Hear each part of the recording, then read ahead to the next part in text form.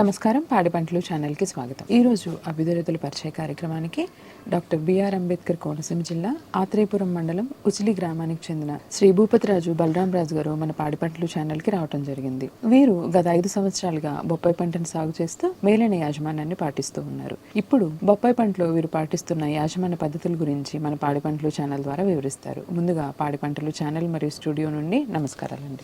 నమస్కారం అండి. బొబ్బాయి పంట 5 సంవత్సరాల నుంచి మేము ఏటా 2 ఎకరాలు 3 ఎకరాలు 4 ఎకరాలు ఇలాగ సాగు చేసుకుంటూ వస్తున్నాం. ఈ రకాలు గతంలో రెడ్ రాయల్ చేసేవాళ్ళం. ఈ సంవత్సరం ఏమో 15 రకం కూర, అంటే మొక్క దశలో ఇది కూర పనిచేస్తుంది, వర్ష స్టేట్ వెళ్తుంది. రెండో సంవత్సరం 10 మాసాలు దాటిన కాడి నుంచి మాకు పెద్దగా గోదావరి లేకపోతే రెండో సంవత్సరం దిగుబడులు కూడా ఈ పంట మీద, బొబ్బాయి పంట మీద దిగుబడులు ఉంటాయి. ఇంకా పెట్టుబడి ఉండదు రెండో సంవత్సరం అంటేనే. అప్పుడు కూడా మంచి దిగుబడులు వస్తాయి. ఈ 15 రకం ఈ సంవత్సరం తీసాం. అధిక దిగుబడులు అటు కూరగాయకి వచ్చింది, 2 పండుకి గోదావరి లేక దిగుబడులు ఇవి కూడా బాగానే ఉన్నాయి. ఇది అరటి తీసేసిన తర్వాత ఆ దిమ్మలంట వేస్తాం. ఎకరానికి 800 నుంచి 900 మొక్క దాకా వేస్తాం. ఇది మా గ్రామం నుంచే తీసుకున్నాం 15 రకం ఇత్తనం.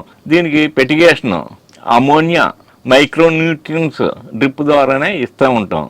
సస్యరక్షణ చర్యలు మొక్క దశలో వర్షాకాలం అవుతే దీనికి బ్లైటెక్స్ నీళ్లు లేని పద్ధతిలో రెడేమిల్లు, ఆ వాటరు ఒక్కో మొక్కకి 1/2 లీటరు ప్రతి మొక్కకి మొదలు పోతూ ఉంటాం.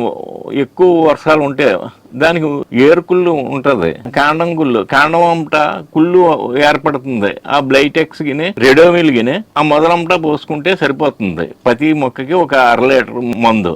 రసం పీల్చి పురుగులు ఎక్కువ కరేజ్ పిచికారీ చేస్తూ ఉంటాం.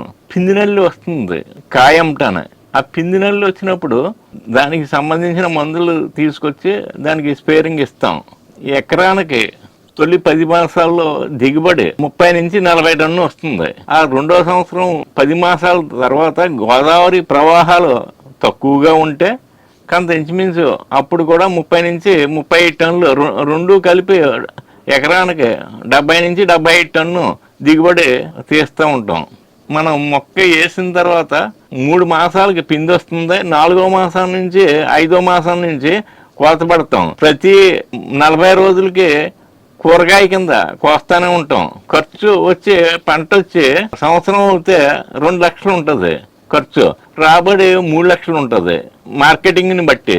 రెండో సంవత్సరం ఉంటే పెట్టుబడులు ఉండవు. ఎటు వచ్చినా మందు స్పేరింగ్లు ఇచ్చుకుంటే సరిపోతుంది. అప్పుడు మంచి ఇన్కమ్లు కూడా బాగుంటాయి. బొప్పాయిలో మేలైన దిగుబడులు పొందడానికి మీరు పాటిస్తున్నటువంటి నీరు, ఎరువుల యాజమాన్యం గురించి, పురుగు తెగులు, వాటి నివారణ గురించి, అదేవిధంగా కోత, దిగుబడి, మార్కెటింగ్ విషయాల గురించి, ఖర్చు ఆదాయాల గురించి, బొప్పాయిలో పాటించవలసిన మేలైన యాజమాన్య పద్ధతుల గురించి రైతు సోదరులకు చాలా చక్కగా వివరించారండి. ధన్యవాదాలు. నమస్కారం అండి.